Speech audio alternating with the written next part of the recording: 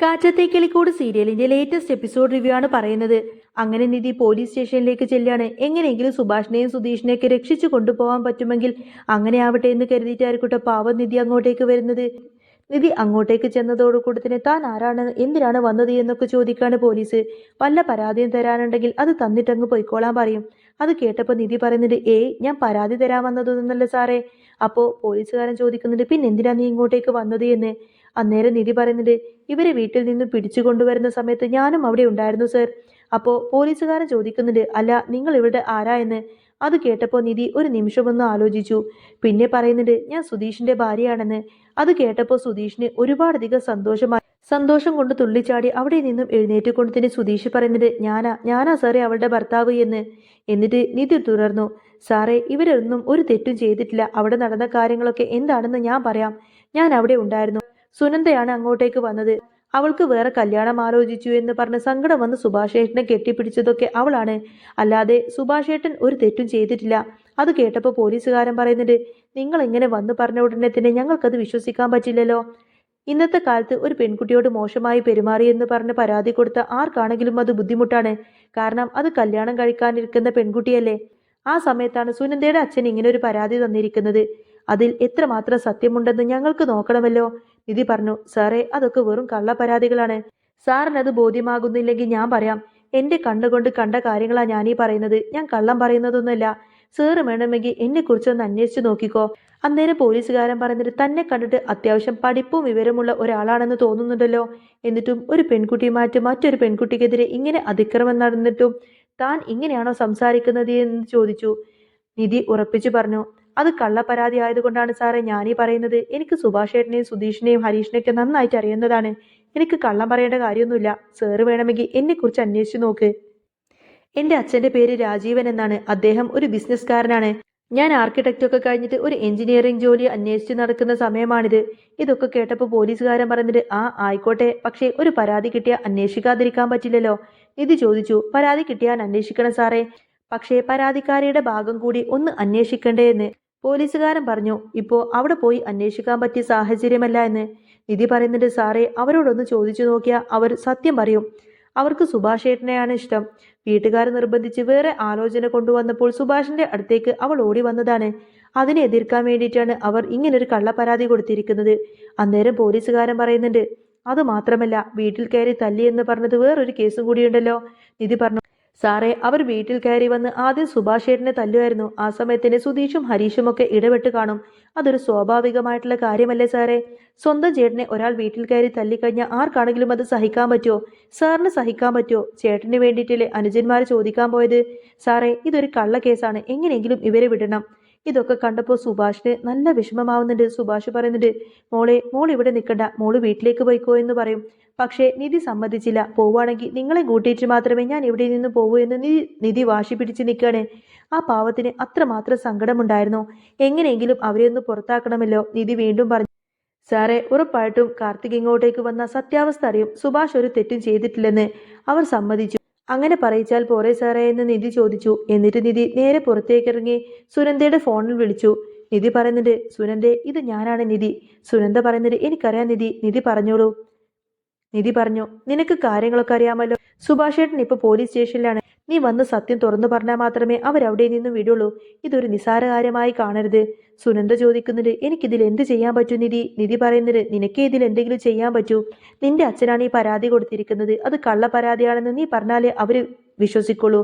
എങ്കിലേ അവരെ പുറത്തിറക്കുള്ളൂ. അവരൊരു തെറ്റും ചെയ്തിട്ടില്ലെന്ന് നിനക്കറിയാമല്ലോ. സുനന്ദ സങ്കടത്തോടെ പറഞ്ഞു, എനിക്ക് എന്ത് ചെയ്യാൻ പറ്റും? ഞാൻ ഇവിടെ വീട്ടുതടങ്കലിൽ എന്ന പോലെയാണ്. പുറത്തിറങ്ങാൻ പോലും എനിക്ക് പറ്റില്ല. വല്ലതും ചെയ്തു കഴിഞ്ഞാൽ ഇവരെന്നെ കൊന്നുകളയും. അച്ഛനും അമ്മയുമൊന്നും എന്നെ വെറുതെ വിടില്ല. സുഭാഷേട്ടൻ തെറ്റുകാരനല്ല. തെറ്റ് എന്റെ ഭാഗത്താണ്. പക്ഷേ എനിക്കൊന്നും ചെയ്യാൻ പറ്റില്ല. അന്നേരം നിധി പറഞ്ഞു, ഒരു കാര്യം ചെയ്യാം, ഞാൻ അങ്ങോട്ടേക്ക് ഒരു വീഡിയോ കോൾ വിളിക്കാം. നീ അതെടുത്തിട്ട് SIയോട് സംസാരിച്ചാൽ മതി. ശരി എന്ന് പറഞ്ഞ് സുനന്ദ ഫോൺ കട്ട് ചെയ്തു. നിധി വീണ്ടും SIയുടെ അടുത്തേക്ക് ചെന്ന് പറയുന്നുണ്ട്, സാറേ സുഭാഷേട്ടൻ തെറ്റൊന്നും ചെയ്തിട്ടില്ല. ഞാനത് സുനന്ദയെ കൊണ്ട് പറയിപ്പിക്കാം. അച്ഛൻ കൊടുത്ത കള്ളപ്പരാതിയാണെന്ന് അവൾ പറയും. അവൾക്ക് ഇങ്ങോട്ടേക്ക് വരാൻ പറ്റാത്തത് കൊണ്ടാണ് വീഡിയോ കോൾ ചെയ്താൽ മതിയെന്ന് പറഞ്ഞത്. പോലീസുകാരനും അതിന് സമ്മതിച്ചു. അങ്ങനെ ആവട്ടെ എന്ന്. അങ്ങനെ നിധി ഫോൺ എടുത്തിട്ട് അങ്ങനെ വീഡിയോ കോൾ വിളിക്കുന്ന സമയത്താണ് സുനന്ദയുടെ മുറിയിലേക്ക് അമ്മ ലളിത വരുന്നത്. ലളിത ചോദിക്കുന്നുണ്ട്, എടി നീ ആരോടാടി സംസാരിക്കുന്നത് എന്ന് ചോദിക്കും. അതുകൊണ്ട് തന്നെ ആ ഒരു വീഡിയോ കോൾ വരുന്ന സമയത്ത് തന്നെ കോൾ എടുക്കാൻ പറ്റിയില്ല. ഫോൺ റിങ് ചെയ്യുന്നത് കണ്ടുകൊണ്ട് തന്നെ ലളിത ഫോൺ അങ്ങ് തട്ടിപ്പറിച്ചു. നിധിയെ കണ്ടപ്പോൾ ലളിത ചൂടായി. ഓഹോ, ഇവളായിരുന്നോ? ഇവൾ എന്തിനാ നിന്റെ വീഡിയോ കോൾ വിളിക്കുന്നത് എന്നൊക്കെ ചോദിക്കുന്ന സമയത്ത് തന്നെ സുനന്ദ പറയുന്നത്, അമ്മേ അത് പിന്നെ അവരെ രക്ഷിക്കാൻ വേണ്ടിയിട്ടായിരിക്കും. ലളിത പറയുന്നത്, നിന്റെ ഈ പുറപ്പാടൊക്കെ മനസ്സിലങ്ങ് വെച്ചാ മതി. ഈ ഫോൺ ഇനി എന്റെ കയ്യിലിരിക്കട്ടെ. സുനന്ദ ഫോണ് തിരിച്ചു ചോദിച്ചപ്പോൾ ലളിത പറയുന്നത്, തരില്ല എന്ന്. തരില്ല, നിന്റെ കയ്യും കാലും ഞാൻ തല്ലി ഒടിക്കും. അവരെ രക്ഷിക്കാൻ നോക്കിയാൽ പിന്നെ നീ ഇവിടെ ജീവനോടെ ഉണ്ടാവില്ല എന്നൊക്കെ പറഞ്ഞിട്ട് ദേഷ്യപ്പെടാണ് ലളിത. സുനന്ദ ചോദിക്കുന്നുണ്ട്, എന്താ അമ്മ ഇങ്ങനെയൊക്കെ പറയുന്നത്? സുഭാഷേട്ടൻ ഒരു തെറ്റും ചെയ്തിട്ടില്ല. അത് എനിക്കും അമ്മക്കും അറിയാമല്ലോ. പിന്നെ എന്തിനാ ഇങ്ങനെ കള്ളപ്പരാതി കൊടുത്തത് എന്ന് ചോദിക്കും. ലളിത പറയുന്നത്, നീ ഒന്നും മിണ്ടാതിരുന്നോളണം, കാര്യങ്ങളൊക്കെ ഞങ്ങൾ തീരുമാനിച്ചോളാം എന്നൊക്കെ പറഞ്ഞ് സുനന്ദയുടെ ഫോണ് ബലമായി വാങ്ങിച്ചുകൊണ്ട് തന്നെ അവിടെ നിന്നങ്ങ് ഇറങ്ങിപ്പോവാണ് ലളിത. എന്നാൽ ഫോൺ കിട്ടാതായതോടുകൂടി തന്നെ നിധിക്ക് നല്ല ടെൻഷനായിരുന്നു. പോലീസുകാരൻ ചോദിക്കുന്നുണ്ട്, എന്തായി എന്ന്. നിധി പറഞ്ഞു, സാറേ സുനന്ദ കോൾ എടുക്കുന്നില്ല, ഞാൻ ഒന്നുകൂടി വിളിക്കാമെന്ന് പറയും. എന്നിട്ടും കിട്ടാതായപ്പോൾ പോലീസുകാരൻ പറയുന്നുണ്ട്, ഞാൻ അപ്പോഴേ പറഞ്ഞില്ലേ ഇതൊന്നും ശരിയാവില്ല എന്ന്. നിധി പറഞ്ഞു, സാറേ മിക്കവാറും അവളുടെ അമ്മ ഫോൺ വാങ്ങിച്ചു വെച്ചിട്ടുണ്ടാവും, അവളെ ഭീഷണിപ്പെടുത്തിയിട്ടുണ്ടാവും. സാർ ഒന്ന് അവിടെ പോയി അന്വേഷിച്ചാൽ സത്യം മനസ്സിലാവുമെന്ന് പറഞ്ഞു. അവരുടെ കുടുംബം തമ്മിലുള്ള പ്രശ്നത്തിന് സുഭാഷേട്ടനെ ഇതിലേക്ക് വലിച്ചഴിച്ചതാണ്. SI ചോദിക്കുന്നുണ്ട്, സ്വന്തം മകളുടെ പേരിൽ ഇങ്ങനൊരു പരാതി ആരെങ്കിലും കൊടുക്കുമോ എന്ന്. നിധി പറയുന്നുണ്ട്, സാറേ അവർ ഇതല്ല ഇതിനപ്പുറവും അവർ ചെയ്യും, എനിക്കുറപ്പാണ്. ഒരു വട്ടം അവളോട് സംസാരിച്ചാൽ മതി, അവൾ സത്യം പറയും. നിധി പോലീസുകാരന്റെ മുന്നിൽ നിന്നിങ്ങനെ അപേക്ഷിക്കാണ്. സുധീഷിനും സുഭാഷിനും ഒക്കെ ഇതെല്ലാം കണ്ടിട്ട് ആകെ വിഷമിച്ചിരിക്കുകയായിരിക്കും. തന്നെ രക്ഷിക്കാൻ വേണ്ടിയിട്ട് നിധി ഇത്രയൊക്കെ ചെയ്യുന്നത് കണ്ടിട്ട് അവർക്ക് എല്ലാവർക്കും ആകെ സങ്കടമായി. കുറെ കഴിഞ്ഞപ്പോൾ ലളിത സുനന്ദയുടെ അടുത്തേക്ക് എത്തി. നീ എന്താണ് ഇങ്ങനെ ഇരിക്കുന്നത്? കുറച്ച് കഴിഞ്ഞാൽ ചെക്കനും കൂട്ടരും നിന്നെ കാണാൻ വരും. മുഖമൊക്കെ കഴുകിയിട്ട് ഇത്ര പൗഡറൊക്കെ ഇട്ട് ഇരിക്ക്, അല്ലെങ്കിൽ എന്റെ സ്വഭാവം അങ്ങ് മാറുമെന്നൊക്കെ പറഞ്ഞുകൊണ്ട് തന്നെ ലളിത ദേഷ്യപ്പെടും. സുനന്ദ പറയുന്നുണ്ട്, അമ്മേ എനിക്ക് ഈ കല്യാണം വേണ്ട അമ്മേ. ലളിത പറയുന്നുണ്ട്, നിന്റെ അച്ഛൻ ഗൾഫിൽ നിന്നും കഷ്ടപ്പെട്ട് വന്നത് നിന്റെ കല്യാണം നടത്താൻ വേണ്ടിയിട്ടാണ്, അല്ലാതെ ആ ഭാസ്കരന്റെ മോന്റെ കൂടെ നിന്നെ വിടാൻ വേണ്ടിയിട്ടല്ല. അവന്റെ കൂടെ ജീവിക്കണമെന്ന് നീ ഇനി സ്വപ്നം കാണണ്ട. അങ്ങനെ സംഭവിച്ചാൽ ഞങ്ങൾ ആരും ജീവനോടെ ഉണ്ടാവില്ല. മര്യാദക്ക് ഇരുന്നോളണം എന്നും പറഞ്ഞ് അവർ ദേഷ്യപ്പെട്ട് അവിടെ നിന്നും ഇറങ്ങിപ്പോയി. കുറച്ചു കഴിഞ്ഞപ്പോൾ നിധി SIയും കൂട്ടിക്കൊണ്ട് നേരെ വീട്ടിലേക്ക് വരികയാണ്. പോലീസുകാരനെ കണ്ടതോടുകൂടി തന്നെ ലളിത ഒന്ന് അമ്പരന്നു. അച്ഛനും ഗംഗാധരനും ഒക്കെ പുറത്തു നിന്നു. എന്തിനാ സർ വന്നത് എന്ന് അവർ ചോദിച്ചപ്പോൾ SI പറയുന്നുണ്ട്, എനിക്ക് സുനന്ദയൊന്ന് ചോദ്യം ചെയ്യണമെന്ന്. സാറേ അവളിപ്പോൾ നല്ല സങ്കടത്തിലാണ്, അവളെ പെണ്ണ് കാണാൻ വേണ്ടിയിട്ട് ആൾക്കാർ വരുന്നുണ്ട്. സുഭാഷ് അങ്ങനെ ചെയ്തത് കൊണ്ട് തന്നെ അവൾ ആകെ തകർന്നിരിക്കുകയാണ്. ലളിതയും അത് ശരിവെച്ചു. പക്ഷേ SI പറയുന്നുണ്ട്, രണ്ട് ഭാഗവും കേൾക്കാതെ പരാതി എടുക്കാനൊന്നും എനിക്ക് പറ്റില്ല, എനിക്ക് അവളോടൊന്ന് സംസാരിക്കണമെന്ന് പറയും. അച്ഛൻ പറയുന്നുണ്ട്, സാറേ എൻ്റെ മകൾ അനുഭവിച്ച പീഡനത്തെക്കുറിച്ച് ഞാൻ പറഞ്ഞതല്ലേ, അതിൽ പരാതി എടുത്തേ പറ്റൂ.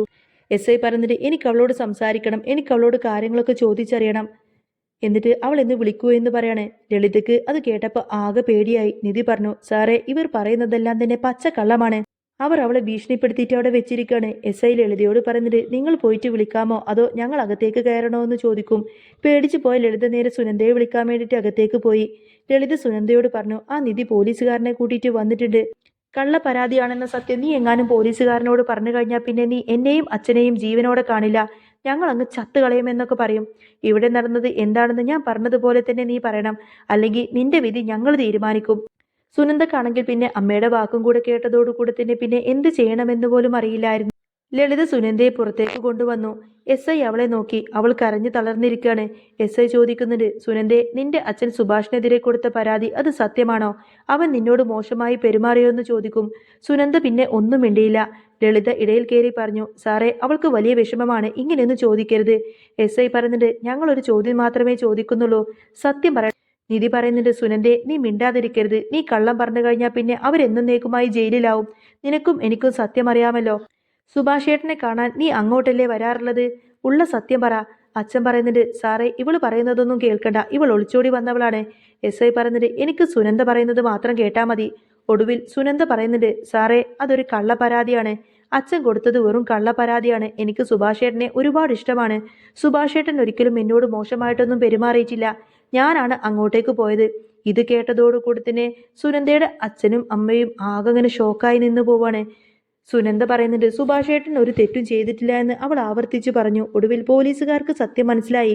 അവൻ സുനന്ദയുടെ അച്ഛനെ പിടിച്ചുകൊണ്ട് തന്നെ സ്റ്റേഷനിലേക്ക് കൊണ്ടുപോയി. സ്റ്റേഷനിൽ ചെന്നപ്പോൾ കോൺസ്റ്റബിളിനോട് പറഞ്ഞു സുഭാഷ് ഏട്ടനെയും മറ്റുള്ളവരെയും അങ്ങോട്ടേക്ക് വിട്ടയക്കാൻ. എന്നിട്ട് സുനന്ദയുടെ അച്ഛനെ ശരിക്കും അങ്ങ് പെരുമാറി. താൻ എന്താണ് കരുതിയിരിക്കുന്നത്? കുടുംബങ്ങൾ തമ്മിലുള്ള പക തീർക്കാൻ വേണ്ടിയിട്ട് സ്വന്തം മകളെ കരുവാക്കി കള്ളക്കേസ് കൊടുക്കാമെന്നോ? എസ് അയാളോട് ദേഷ്യപ്പെട്ടു. അന്നേരം സുനന്ദയുടെ അച്ഛൻ പറയുന്നത് സാറേ, അവൻ എൻ്റെ വീട്ടിലേക്ക് കയറിയിട്ട് തല്ലിയെന്ന്. എസ് ഐ പറയുന്നത് തല്ലിയില്ലെങ്കിൽ അങ്ങനെ പരാതി തരണം, അല്ലാതെ ഇങ്ങനെയാണോ നീ ചെയ്യേണ്ടത്? ഇനി ഒരക്ഷരം പോലും ഇല്ല, നിന്റെ കർണക്കുട്ടി ഞാൻ അങ്ങ് അടിച്ചു പൊറ്റിക്കും. സ്വന്തം മകളെ പറ്റിയിട്ട് ഇങ്ങനൊരു കള്ളപ്പരാതി തരാൻ നിനക്ക് എങ്ങനെ തോന്നി? ആ കള്ളപ്പരാതി പൊളിഞ്ഞതോടുകൂടി തന്നെ സുഭാഷും സുധീഷും ഹരീഷൊക്കെ സ്റ്റേഷനിൽ നിന്നും തലയുയർത്തി തന്നെ പുറത്തേക്ക് ഇറങ്ങി. നിധിക്ക് അപ്പോൾ തോന്നിയത് തന്റെ ജീവിതത്തിലെ ഏറ്റവും വലിയൊരു യുദ്ധം ജയിച്ച വികാരമായിരുന്നു. എന്നാൽ കഥ അവിടെയൊന്നും അവസാനിക്കുന്നില്ല. സ്റ്റേഷനിൽ നിന്നും പുറത്തിറങ്ങിയ അവരുടെ മുന്നിലേക്ക് വന്നിരുന്നത് തകർന്നു പോയ സുനന്ദയുടെയും പകയോടുകൂടെ നിൽക്കുന്ന ഗംഗാധരന്റെയും മുഖമാണ്. സ്റ്റേഷനിൽ പടിയിറങ്ങി വരുമ്പോൾ സുഭാഷിന്റെ കണ്ണുകളെല്ലാം നിറഞ്ഞൊഴുകുന്നുണ്ടായിരുന്നു. തന്റെ പ്രണയം ഒരു കള്ളക്കേസായി മാറിയ സ്വന്തം അച്ഛൻ തന്നെ അവരെ ജയിലിലാക്കാൻ നോക്കിയതും സുനന്ദക്ക് താങ്ങാവുന്നതിലും അപ്പുറമായിരുന്നു. സുഭാഷ് അടുത്തേക്ക് ചെല്ലാനാഞ്ഞുവെങ്കിലും നിധി അവനെ തടഞ്ഞു. ഇപ്പൊ വേണ്ട സുഭാഷേട്ട, അവർക്കിപ്പോൾ വേണ്ടത് സ്വന്തം അച്ഛനോടും അമ്മയോടും പോരാടാനുള്ള കരുത്താണ്, നിധി മെല്ലെ പറഞ്ഞു. അപ്പോഴേക്കും ഗംഗാധരൻ പാഞ്ഞെടുത്തുകൊണ്ട് തന്നെ നിധിയുടെ നേരെ വിരൽ ചൂണ്ടി ആക്രോശിച്ചു. എടി, നീ ജയിച്ചു എന്നൊന്നും കരുതണ്ട. എന്റെ കുടുംബം കലക്കാമെന്ന നിന്നെയും നിന്റെ കൂടെയുള്ളവന്മാരെയൊക്കെ ഞാൻ വെറുതെ വിടില്ല. പക്ഷേ പഴയ പേടിച്ചു തൂങ്ങിയായ ആ ഒരു നിധിയായിരുന്നില്ല അവിടെ നിന്നത്. അവൾ ആ ഒരു കണ്ണുകളിലേക്ക് നോക്കി പുച്ഛത്തോടെ ചിരിച്ചു. ഗംഗാധരൻ സാറേ, മകളെ ചന്തയിലെ ചക്കക്കുരു വിൽക്കാൻ നോക്കുന്ന അച്ഛനന്മാരെ തിരുത്താൻ പോലീസുകാരേക്കാൾ ശക്തി ഈ സമൂഹത്തിനുണ്ട്. ഇനി മേലാൽ സുഭാഷ് ഏട്ടന്റെ നിഴൽ വട്ടത്തുപോലും നിങ്ങളെ കണ്ടേക്കരുത്. കണ്ടുപോയ സ്റ്റേഷന്റെ അകത്തേക്കായി പോയി നിങ്ങളുടെ സ്ഥാനം. ഇപ്പൊ അച്ഛൻ ജയിലിൽ അനുഭവിക്കുന്ന അതേ ശിക്ഷ നിങ്ങൾക്ക് വാങ്ങിത്തരാനും എനിക്കറിയാമെന്ന് അവൾ തറപ്പിച്ചു പറഞ്ഞു. അങ്ങനെ ആ ഒരു പെൺകരുത്തിന് മുന്നിൽ ഗംഗാധരൻ വല്ലാതങ്ങ് വിയർത്തുപോയി. രാത്രി വീട്ടിലേക്ക് എത്തിയപ്പോൾ ഒരു നിശബ്ദതയായിരുന്നു.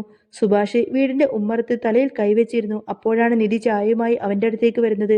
സുഭാഷ് ഏട്ടാ, സുനന്ദ നമുക്ക് വേണ്ടിയിട്ട് എല്ലാം ഉപേക്ഷിച്ചാണ് ആ ഒരു പോലീസുകാരന്റെ മുന്നിലേക്ക് വന്ന് സത്യം പറഞ്ഞത്. ഇനി അവൾ ഒരിക്കലും തനിച്ചാക്കരുത്. സുഭാഷ് നിധിയെ നോക്കി. അവന്റെ കണ്ണുകളിൽ ഒരു പുത്തൻ വെളിച്ചം വന്നു തുടങ്ങിയിരുന്നു. എനിക്കറിയാം മോളെ, എനിക്ക് വേണ്ടി അവൾ അവളുടെ വീട് നരകമാക്കി കഴിഞ്ഞു. ഇനി അവളെ അവിടെ നിർത്തുന്നത് ശരിയല്ല. സുധീഷ് അപ്പോഴേക്കും അങ്ങോട്ടേക്ക് ഓടി വന്നു. എങ്കിൽ പിന്നെ വൈകിക്കേണ്ട ചേട്ടാ, സുനന്ദയെ ആ വീട്ടിൽ നിന്നും ഇറക്കിക്കൊണ്ടുവരാൻ. നമുക്ക് അവളെ അങ്ങ് വിട്ടുകൊടുക്കാനൊന്നും പറ്റില്ലല്ലോ. ഏട്ടൻ അവളെ അങ്ങ് കല്യാണം കഴിക്കുകയെന്ന് പറയും. അങ്ങനെ പിറ്റേ ദിവസം രാവിലെ ആയിരിക്കട്ടോ ആരും ഒട്ടും പ്രതീക്ഷിക്കാത്ത രീതിയിലുള്ള ആ ഒരു വമ്പൻ ട്വിസ്റ്റ് ഉണ്ടാകുന്നത്. സുനന്ദയുടെ കല്യാണം നിശ്ചയിച്ച ഭാസ്കരന്റെ മകനും ഗംഗാധരനും വീട്ടിലേക്കെത്തി. സുനന്ദയുടെ കല്യാണം നിശ്ചയിച്ചു എന്ന് പറഞ്ഞുകൊണ്ട് തന്നെ സുനന്ദയുടെ അച്ഛനും ഗംഗാധരനും വീട്ടിലേക്കെത്തി. എന്നാൽ അവർ വന്നിരിക്കുന്നത് കല്യാണം പറയാൻ വേണ്ടിയിട്ടില്ല, മറിച്ച് നാണക്കേട് കാരണമുണ്ടായ സ്ഥിതിക്ക് ആ ഒരു ബന്ധം വേണ്ടെന്ന് പറയാൻ വേണ്ടിയിട്ടാണ്. ഇത് കേട്ട് ഗംഗാധരനും ലളിതയും അവരുടെ കാല് പിടിച്ചു. പക്ഷേ അവർ വഴങ്ങിയില്ല. വീടിന്റെ പടിക്കലേക്ക് പെട്ടെന്നൊരു ജീപ്പ് വന്നു നിന്നു. അതിൽ നിന്നും ഇറങ്ങുന്നത് സുഭാഷും നിധിയുമായിരിക്കും. അങ്ങനെ നാട്ടുകാരെല്ലാവരും കൂടി നിൽക്കുന്ന ആ ഒരു വേദിയിലേക്ക് സുഭാഷ് ഗംഗാധരന്റെ മുന്നിലേക്ക് ചെന്ന് നിന്നു. എന്നിട്ട് പറയുന്നുണ്ട്, അമ്മാവ, പണത്തിന്റെയും പ്രതാപത്തിന്റെയും പേരിൽ നിങ്ങൾ എന്നെ തള്ളിപ്പറഞ്ഞ ഈ ഒരു സുഭാഷ് തന്നെയാണ് ഇപ്പോഴും സുനന്ദയെ സ്നേഹിക്കുന്നത്. നിങ്ങൾ ഉറപ്പിച്ച കല്യാണം ഏതായാലും മുടങ്ങി. ഇനി അവളെ തനിച്ചാക്കി നശിപ്പിക്കരുത്. അവളെ എനിക്ക് തരണം. നാട്ടുകാർക്കിടയിൽ നിന്നും അനുകൂലമായ മറുപടികൾ ഉയർന്നു. സുനന്ദയുടെ അമ്മ ലളിത ഒടുവിൽ മകളുടെ കണ്ണീര് കണ്ടുകൊണ്ട് തന്നെ അലിയുന്നുണ്ട്. ഗംഗാധരനെ നോക്കിയിട്ട് അവൾ പറഞ്ഞു, ഇനിയെങ്കിലും നമുക്ക് തോറ്റുകൊടുക്കണമേട്ടാ. പണത്തിനല്ല, നമ്മളുടെ മകളുടെ സന്തോഷമാണ് വലുത്. ഒടുവിൽ ഗംഗാധരനും ആ ഒരു തോൽവി സമ്മതിച്ച് തല താഴ്ത്തി. സുനന്ദ ഓടി വന്നു